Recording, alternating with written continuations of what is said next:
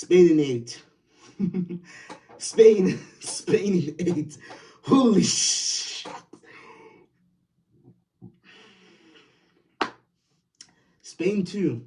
France no. That was a school session. Bro, Spain just took France to school, bro. Like, I I don't know how else to help describe that to you. That was men against boys, bro. This first things first, I want to address France. What an embarrassing performance that one.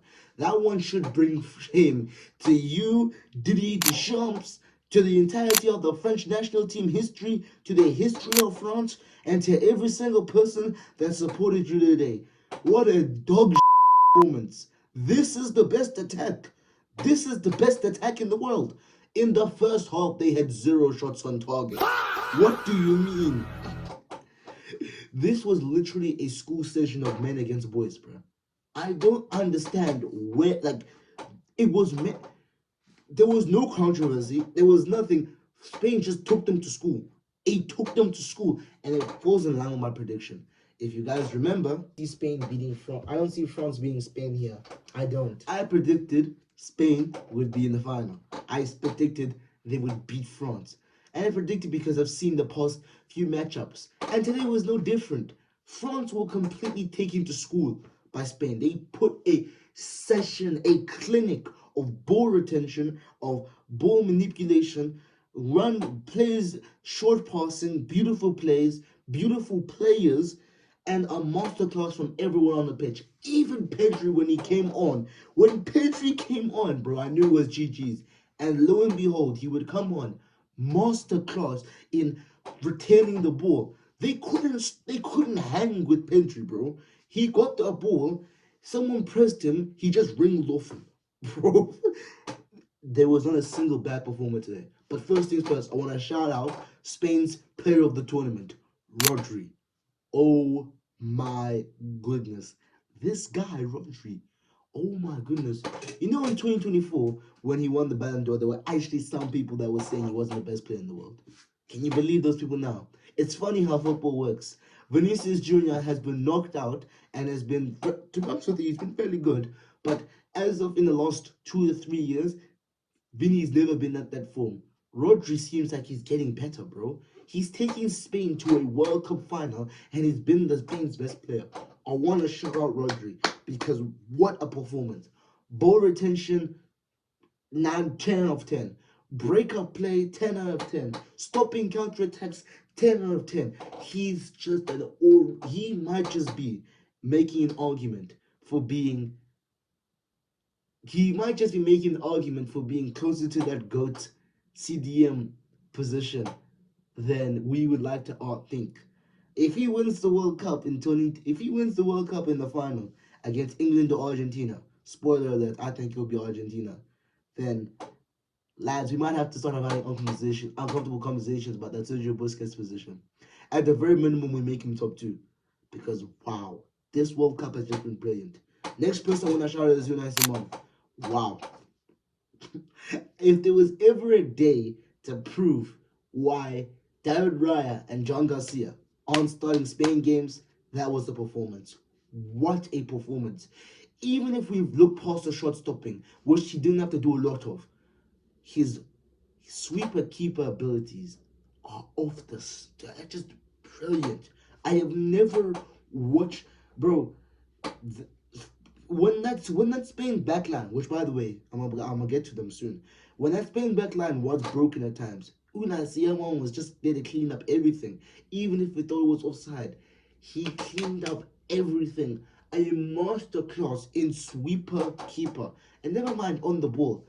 There's a reason why France couldn't press Spain today. Unai Simon acted as a press trigger, and he was unpressable today. This Spain goalkeepers are just brilliant. Unai Simon has been brilliant this campaign. And today he frankly showed me why he is Spain's number 1. Next up, I want to give out a quick shout out to the backline and specifically Pedro Porro, what took his goal very well today, but I want to shout out that entire backline. That entire backline, a masterclass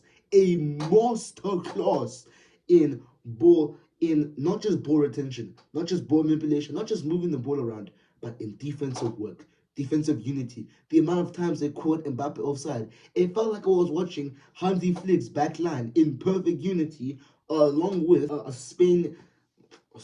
along with a brilliant Rodri, but also along with I'm watching 2024 Kylian Mbappe against Barcelona.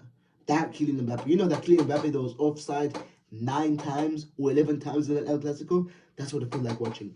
That Spain backline was terrific. And if there was ever an argument why Athletic Laporte might just have to be signed by Barcelona, that game would be it. Wow. That entire defense, Kubasi was brilliant. Laporte was flawless. Cucurella was brilliant today, despite being on the yellow card. And up against Olise and Dembele, he took them both to food. He took them both and made them food. I can't believe Real Madrid signed this guy for 50 million, bro. What an absolute business by Chelsea, bro. Pedro Porro took his goal brilliantly. He's been a fantastic player on that right side for Spain. Next up, I want to go to the midfield. I've already shouted out Rodri, but I quickly want to shout out Fabian Ruiz. I feel like he was very good today, but I'm going to say this. I think it was Spain's worst performer, which is saying something because he was absolutely brilliant today. Dani Olmo was breathtaking. Oh my goodness. When I made my prediction video and I said, so in my opinion, Spain's best player, Dani Olmo, doesn't even start, I didn't know I would be corrected this much. Since he started football matches, they haven't looked back. They have won all of them. They have been brilliant. They have been breathtaking. He is just a joy to watch in that number 10 position. And his touch for that second goal is nothing short than just spectacular. It is a breath. It is true joy and magic incarnated.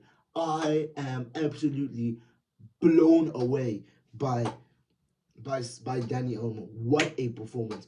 Actually, I take my back what I said about Fabian Ruiz. I just remembered. Alex Banana played. He played his role. Okay, he wasn't brilliant today. I don't think he was. I don't think he was. He was very average. But again, relative to his footballing talent, it's very understandable. He played his role today. Lamine Yamal. What more can we say about this kid? This kid is just oh my goodness. I am in awe of him. He first of all, he made Dini's life a nightmare. Teo Hernandez came on, made his life a nightmare. He won the penalty with excellent ball intelligence, by the way. He has he has no reason to actually chase this down, by the way. But his ball intelligence is crazy. Digne fouls him unintentionally. And by the way, my heart goes out to Digne. I'm a guy that loves defenders. I'm a guy that was a defender at youth level, at decent youth level, high school level. I know those fouls hurt because there's nothing you can do about them. The attacker was just smarter than you. Yeah, I definitely think uh, today, Lamine Yamal, I would call it more of a masterclass. I would like it if he was to get a goal or assist, but that just makes Lamine so brilliant. He doesn't need any of those to be absolutely sensational. Oyarzabal was very, very good. He made life hell for France's defenders. And I think it did help that Saliba was taken off and the core have to play. I think that's very unfortunate. And I think it is testimonial that France lost once Saliba left, but even before then, you could just tell they could not hang with Spain. Oyarzabal took his penalty well, absolutely brilliant strike, and France are now in the final. As we now turn to talk about just wait for England versus Argentina. I have a feeling it will go similar to this Spain versus England France game. Everyone thinking England's gonna win that game. I'm gonna be so honest with you. I think it's gonna be Argentina. But just to touch up on Spain and France this last game, right? For all this talk about this France national team, and let me try to explain to you where it's all gone wrong. I think there's been a lot of misconceptions of this France national team. First of all, there's misconception that they can play well in the counter-attack. That's a myth. That's an absolute myth. And I think it's a myth that's been birthed by Real Madrid to try and make themselves feel better about when they play Barcelona. Because specifically when it comes to Barcelona, a lot of stuff you hear when you talk about Real Madrid and Barcelona is counterattacks. Guys, Real Madrid have never been a counter-attack team. Ever. They've never been one. When they had Luka Modric, Casemiro, and Toni Kroos, their idea was ball retention. Their idea was not counter-attack. They did not have those kind of players to counter-attack. Their master idea was ball retention. That's why in the matches where they played, that's why whenever they play Barcelona, they got outclassed because they do a lot of ball retention. And because they have a lot of individual quality, the individual quality you can get on the ball, and then they can turn away and create chances and go ahead and keep trying and trying and trying. And because their quality of attackers are so high, you give them 2 chances, one of them is a goal. So, what I'm trying to get to is that the France national team plays the exact same way. They're a possession-based team. That's why Rabiot was in here, and then Rabiot has been so brilliant because of his ball retention. But once that ball retention skill is taken away, as you saw today, Rabiot was a liability for France in the worst way possible. He got a yellow card early, and he couldn't hang with Spain's technical brilliance. He was easy getting frustrated. Why do you think he was substituted at halftime? Some people who genuinely believe France were absolutely breathtaking with Rabiot as one of their best players was taken off at halftime because he was so outclassed by Spain's midfield. That should tell you everything. France have never been a team that works well on counterattacks. That's an idea. That's a myth. They're a team that bases off. They are a possession team, like most other teams. They need the ball to create lots of chances. They cannot. Counterattack has never been any of their strengths. PSG are a possession-based team. Bayern Munich are a possession-based team. Real Madrid are a possession-based team. None of these teams are counter-attack teams. That's why today they look so bad because none of them are actually built to deal with low blocks. None of them are actually built to be built for counterattacks. In idea and practicality, because of their speed and their dribbling, you think, okay, they'd be brilliant on a counterattack. But none of them have been trained for that. So you're stuck with a bunch of players that don't really work, that you think will be brilliant on the counterattack, but they're actually not. And Spain neutralized them completely.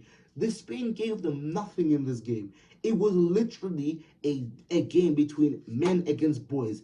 Kylian Mbappé looked like 2024 Kylian Mbappé, who was moving like prime Darwin Núñez with the offside flag. Olise reverted back to his pre-Crystal Palace version. I don't know how that's possible. Dembele looked like Barca Dembele, and Barcola looked like Barcola. Dewey came on. He was a little bit better, but he didn't really inspire anything. The only time they looked anywhere near threatening was when Turkey came on. And by the time Turkey came on, it was already game over. So, I think France have got a lot to be ashamed of. I do think they'll get third. Unless Argentina lose, of which they'll get fourth.